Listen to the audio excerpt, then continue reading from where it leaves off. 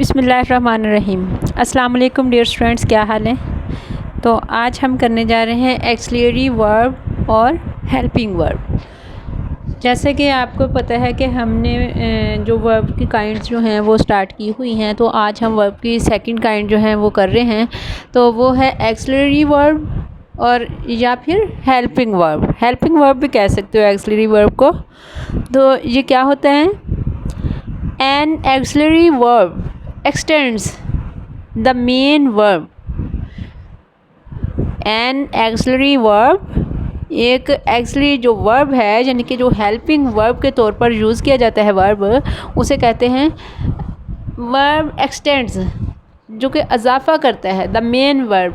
Main verb के साथ इजाफ़े के तौर पर इस्तेमाल होती है। यानी कि जैसे हम लिखते हैं कि इज़ एम आर, इस तरह से लिखते हैं। कोई भी सेंटेंस हैज़ हैव लिखते हैं, वाज वर लिखते हैं।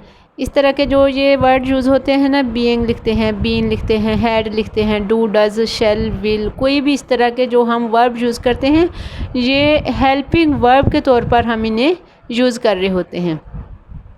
ये एक्सटेंड जो किया जाता है ना इन वर्ब्स का, एक्सटेंड्स यानी कि इजाफ़ा को कहते हैं, इजाफ़ा कर दिए जाते हैं मेन वर्ब के साथ। मेन वर्ब होते हैं जैसे कि हमारे पास मेन वर्ब में आ जाता है कोई भी, जैसे गो से हम गोइंग, गोइंग में चले जाते हैं, या गो ही लगा लें, या हम कह देते हैं कि play.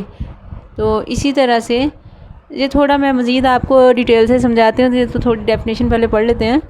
N auxiliary verb extends, एक एक्सिलरी वर्ब एक्सटेंड्स इजाफ़ा किया जाता है the main verb, main verb के साथ, by helping to show time, time को ज़ाहिर करने के लिए, टेंस ज़माने को ज़ाहिर करने के लिए, वॉइस एंड पॉसिबिलिटी आवाज़ या फिर मुमकिनात को ज़ाहिर करने के लिए, यानी कि कब कौन सा काम कब हुआ है, इस तरह का कोई भी टाइम शो करने के लिए, टेंस शो करने के लिए, कोई इम्कानात को शो करने के लिए ये एक्सिलरी वर्ब यूज़ किया जाता है मेन वर्ब के साथ। ठीक है ना। An auxiliary verb extends the main verb by helping to show time, tense, voice and possibility। ऐसे वर्ब जो टेंसेस बनाने के लिए या एक्टिव एंड पैसिव वॉइस बनाने के लिए इस्तेमाल होते हैं, इनको एक्सिलरी वर्ब कहते हैं। और एक्सिलरी वर्ब को हम हेल्पिंग वर्ब भी कहते हैं। Okay, for example Ali is going to school. अब लिखा है अली इज़ गोइंग। अब जो इसमें इज़ यूज़ हुआ है ना, ये इज़ जो है ये हेल्पिंग वर्ब है या एक्सिलरी वर्ब। एक्सिलरी वर्ब कौन सा है? Is. Ali is going to school. Next, they are playing hockey.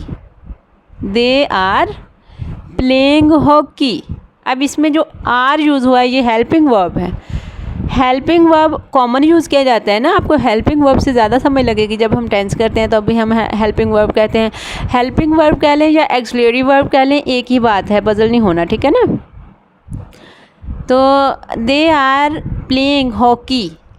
Next example है they are playing hockey. Are इसमें एक्सिलरी वर्ब है।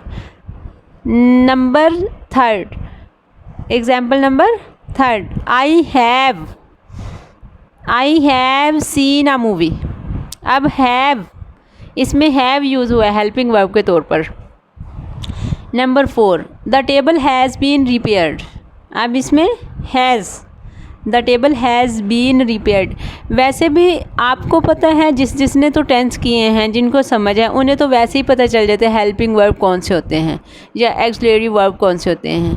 हेल्पिंग वर्ब के तौर पर जैसे अगर हम बात करें प्रेजेंट इंडेफिनिट टेंस की, उसमें हम डू डज लेते हैं। फिर आगे चलें कंटिन्यूस में इज़ एम आर, फिर इसी तरह से हैज़ हैव, और इसी तरह से was were shell will had does.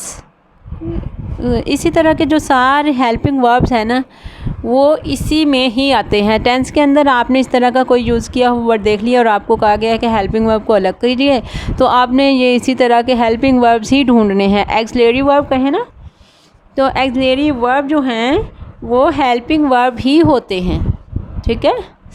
तो नंबर थ्री, जो वर्ब की नंबर थ्री काइंड है वो है लेक्सिकल वर्ब।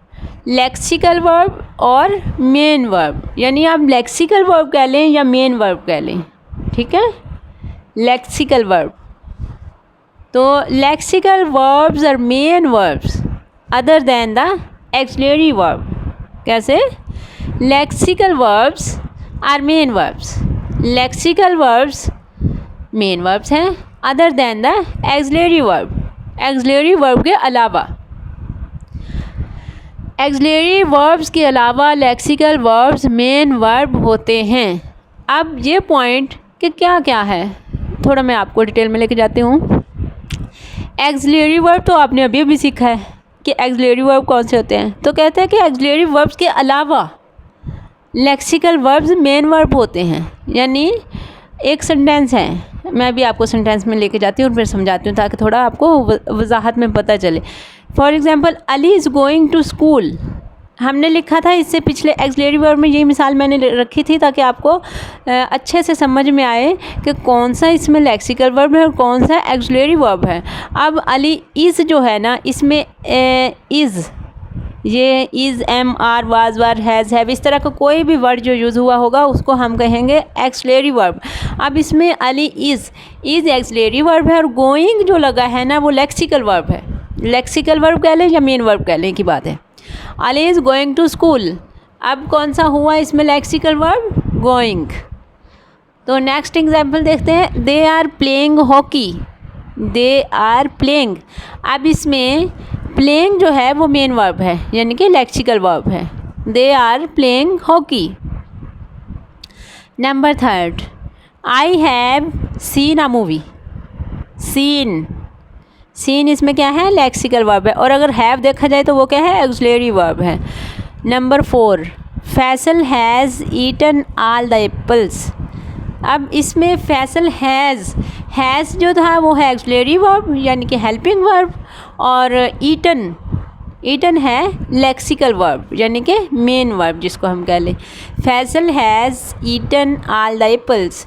इसी तरह से जिन बच्चों को टेंसेस का पता है ना, टेंस आते हैं, उन्हें तो एक ही इशारे में ये सारा समझ आ गया होगा, लेकिन जिनको टेंस नहीं आते ना उनको थोड़ा पहले टेंस पे फोकस करना चाहिए कि हमें टेंसेस क्या बता रहे हैं। टेंसेस के अंदर जो हेल्पिंग वर्ब है वो कौन से हैं और जो मेन वर्ब है वो कौन से हैं, ठीक है। हेल्पिंग वर्ब होते हैं is, am, are, was, were, has, have, had, did, does, do, shall, will, इस तरह के, मे, माइट, कुड, तो इस तरह के ये जो होते हैं ना ये हेल्पिंग वर्ब होते हैं। और इनके साथ जो मेन वर्ब यूज़ हो रहा होता है ना वो होता है लेक्सिकल वर्ब या मेन वर्ब कह सकते हैं आप, ठीक है। अल्लाह हाफिज़, दुआओं में याद रखिएगा, अपना ख्याल रखिएगा। वीडियो पसंद आए तो लाइक शेयर ज़रूर कीजिएगा। तो मेरी आपसे रिक्वेस्ट है कि आप मेरे चैनल को सब्सक्राइब कीजिए, लाइक कीजिए और बेल आइकन को प्रेस कीजिए ताकि हर आपको नई वीडियो मिल सके, ठीक है। अल्लाह हाफिज़।